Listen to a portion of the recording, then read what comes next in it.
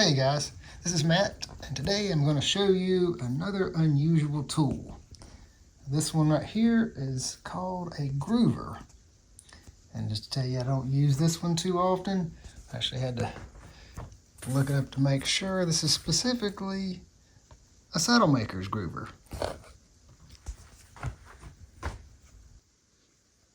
I still like using the creaser because that's just sort of my go-to. I use that on all kind of stuff. Actually, I use that on about everything because I just like the way this works. This particular tool actually pushes down into the leather, whereas the groover is going to be cutting out a piece. Let me show you this. Okay, now when I started using this thing, I had a lot of trouble getting it to work. But I found out the main problem was it's made for right-handed people, and I am left-handed. So I was making all kind of messes because it just was just not working. Of course, I put it in my right hand, and then there you go. So to use this, it's not too hard to use. It's got this little dial right here, loosening area. Let you slide this arm in and out so you can put the line wherever you need it to go.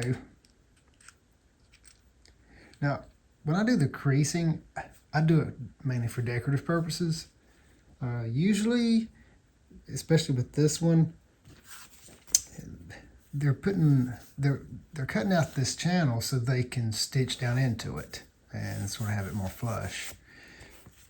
You can do it decoratively, but it's just a lot easier with the creaser. At least I think so. Okay, now I'm going to try this with my right hand to show you guys. Get turned around here.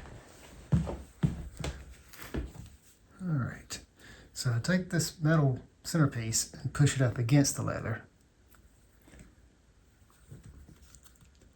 And I saw that if I have this up straight up and down, it's just not going to do anything. So I've got to lean it way over and to sort of push into it until it starts to bite it. So it's not really that hard to use. It's just it's cutting, a little channel out of the leather. And looks like you can continue. You just want to make that hole deeper. Do you need to?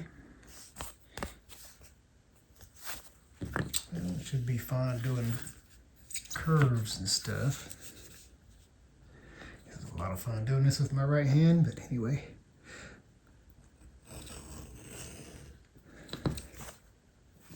Yeah, that's going to work. Now, I don't know how much fun it would be going around really strange, sharp curves. Let's see if I could get this corner right here. What would happen? All right, let's see. Bring that in. Yeah, that's already going to be a problem for what I'm trying to do.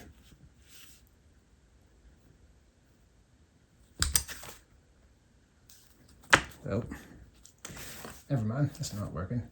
Anyway, it looks like when I come to an inside cut, I'm going to have this left over, which is not going to be good. I'd have to start the other one and dig it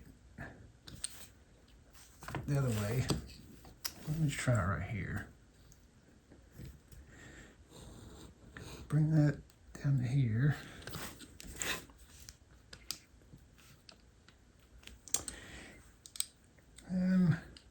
One little problem I've just noticed, if I bump into this just a little bit, that thing loosens up. So the bottom line is use this if you think you need it. Personally, don't really have any need for it, especially since I'm left-handed and I'm having so much trouble with my right hand. For what I do, it's hard getting these inner seams. Usually when I'm doing pieces, I like that creaser to come in and just have an inner line. And it's not exactly easy for me with this one. But if you need it, it's not too hard to use, and I don't think they cost too much, but I'll leave a link in the description. And if you want to get one, just follow my Amazon link. It won't cost you anything extra, whether you buy this or anything else on Amazon. So be sure to like and subscribe. And I hope you enjoyed watching this video, and we'll see you next time. Oh, and be sure to watch my video on using the edge creaser. I believe you'll see the differences and why I like this one so much better. Thanks for watching.